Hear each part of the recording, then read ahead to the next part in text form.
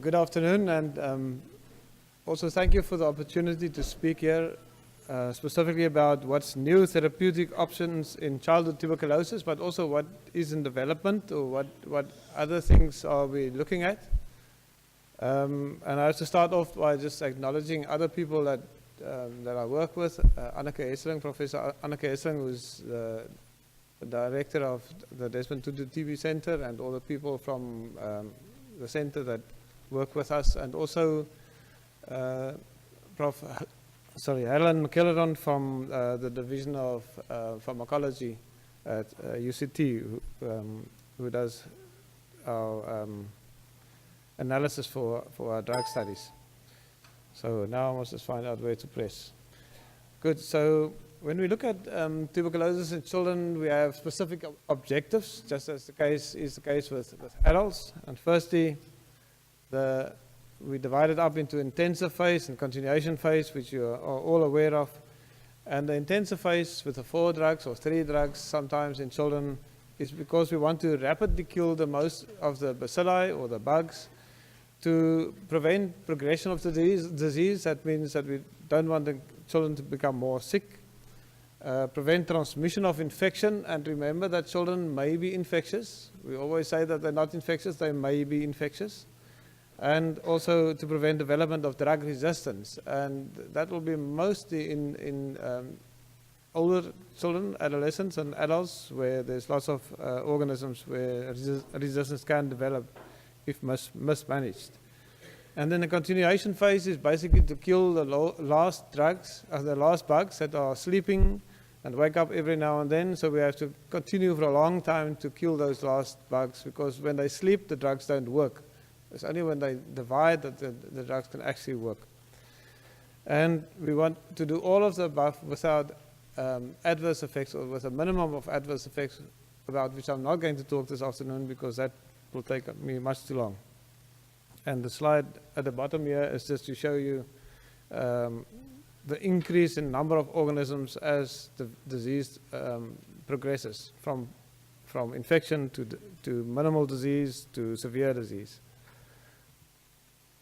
So the current regimens that we have in South Africa for drug-susceptible tuberculosis in children, there are basically 2. The one is the intensive phase with 3 drugs, INH, rifampicin, and PZA, for the minimal disease or non-severe disease group. And then the more extensive pulmonary tuberculosis and severe extrapulmonary tuberculosis we treat with 2 months of INH, rifampicin, PZA, ethametol, and then a continuation phase which varies between 4 and 7 months, according to the decision of the medical person managing the patient. But then we have special groups like the spinal TB that are treated for longer, and tuberculosis meningitis, which we treat differently from most other countries, because we have shown that our regimen is very effective. Prof. Donald started it off, and Ronald is continuing. 6 months of INH, rifampicin, PZA, and ethionamide, all 4 drugs for the full 6 months.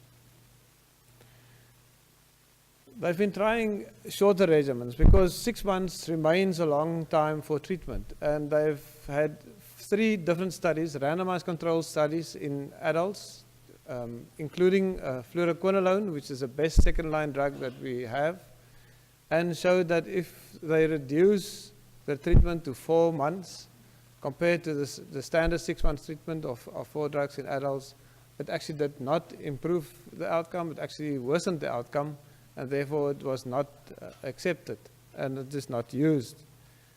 But in children, we know we have a group of children with non-severe disease, those with only lymphadenopathy and slight infiltration in the lung fields, that actually have much fewer organisms than the adults. And we could possibly treat them for shorter. And that is why there's currently a trial ongoing in 4 different countries led by the British MRC. It's called the SHINE trial, where they're looking at 4 months of treatment with 3 drugs in the intensive phase and 2 drugs in the continuation phase compared to 6 months. And this is a randomized control trial. And we hope that it would work, because then in some children at least we can give a shorter therapy.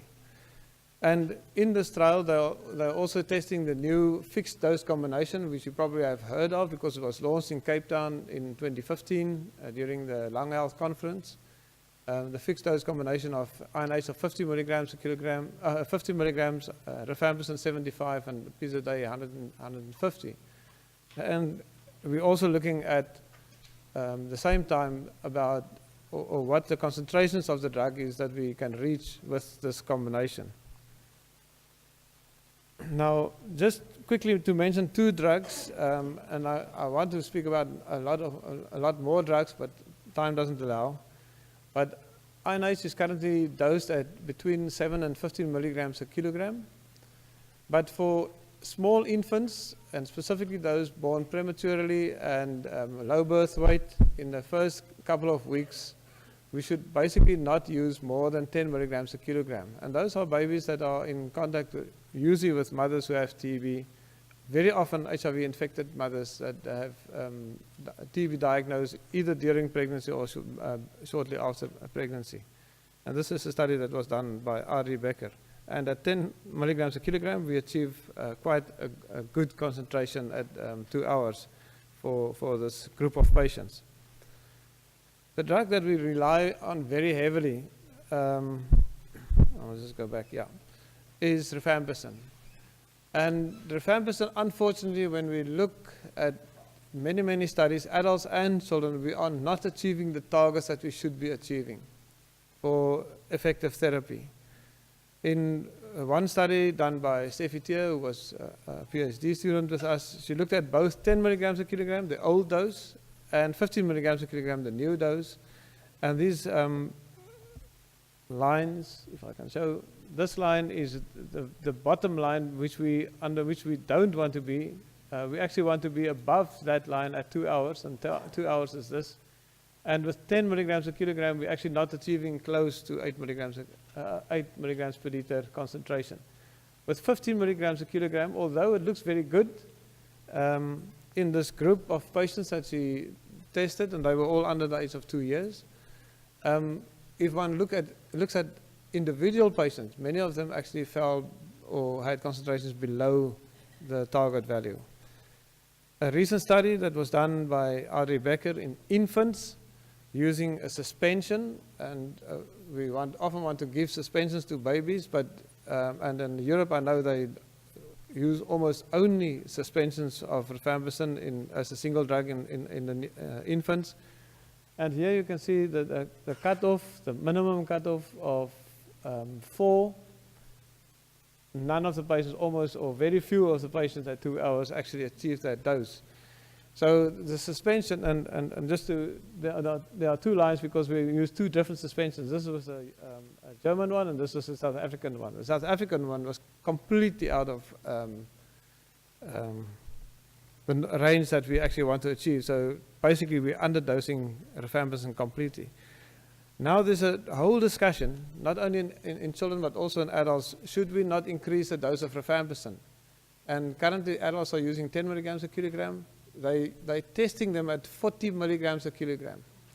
And the reason why is old studies, very old studies, that show that the EBA, the early bactericidal activity for rifampicin, goes up as you increase the dose, and this is up to 600 milligram, which is our maximum dose, sort of. But if you test rifampicin up to 1,000 milligrams in the same patients, then you can see that the EBA goes up, which means it kills more bugs. So why do you want to stop at 600 milligram? And the basic reason was price at the beginning. But now we should actually be increasing our dose. And the same goes for children. And with children, if we go to 30 milligrams a kilogram for adults, we'll have to go even higher for children to achieve the same concentrations. So this is studied